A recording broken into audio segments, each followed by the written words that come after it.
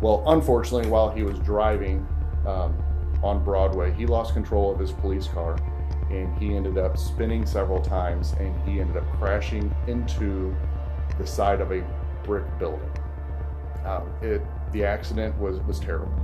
The accident had so much impact that his entire police car, I would venture to say most of his police car, went into the building. However, whenever he did that, he had struck a utility pole. This utility pole ended up being a power pole. So the officers run to the injured officer, who at that point was stunned, and he was actually knocked unconscious for a brief period of time. And there were live power lines that were now right above his car, and one of them was actually touching his car. So the decision was made to immediately call Ameren and a local tow company. He was in pursuit of somebody at that time and had lost control coming around the corner here and hit the building off here to our, and that pole there. And it was very intense. He was talking somewhat, and then he'd go out and he would talk some more. And but he was trapped. The pole was inside his car, on top of his thigh, on his leg. The paramedics on scene tell us some potential terrible news. They say there is a possibility that this officer is going to bleed out and probably die. And the reason why they say that is because they said part of the utility pole that snapped, it appears to have impaled his abdomen area. And they said, we're fearful that once we remove him from the vehicle, if that utility pole starts to come out of his abdomen, that he may bleed out.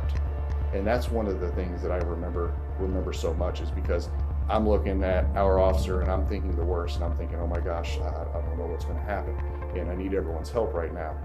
And the Ameren employees, I could tell by their faces and their actions that they were thinking the same thing.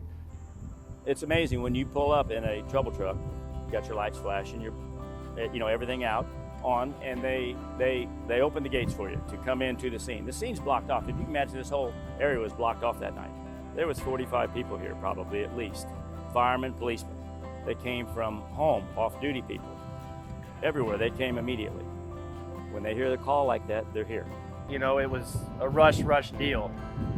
Big transformer, big pole, and we were working with him how to get it off, how to get the car out, how to make everything safe. But I remember as the Ameren truck showed up, I remember him looking over towards the scene of where the officer is, and I saw his face change. What I recognized is he realized the urgency of what was about to happen, and that was the first sign that I saw that I was so impressed with. Again, tragic situation, but I saw something positive. And what I did is I saw the way he got out of his truck and he was running. The reason why I bring that up is because that just reaffirms and reassures that compassion that I was shown about. It's, he was a human, yes, doing a job, but that was a human worried about another human. And that's so important in our day-to-day life. We got a line truck there and started picking it apart. Started getting the transformer off and getting the hazards out of the way. So I decided to write a letter to Ameren just to explain that. It wasn't just a simple, hey, thanks for showing up and thanks for what you did. It was the human empathy. It was the compassion. It's trust.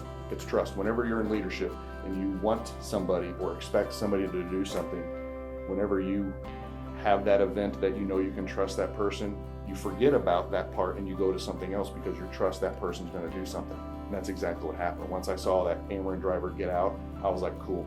And that, in my opinion, that was going to be successful. Let me go to something else. And I'm just so thankful for that. There's no doubt that without the help of Ameren, we wouldn't be sitting here like this talking about a positive end to a tragic story. Just want to let everyone know that the officer who was injured did return to work about a month ago.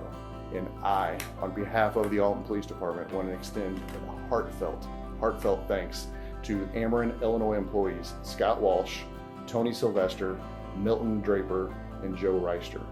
Thank you so much.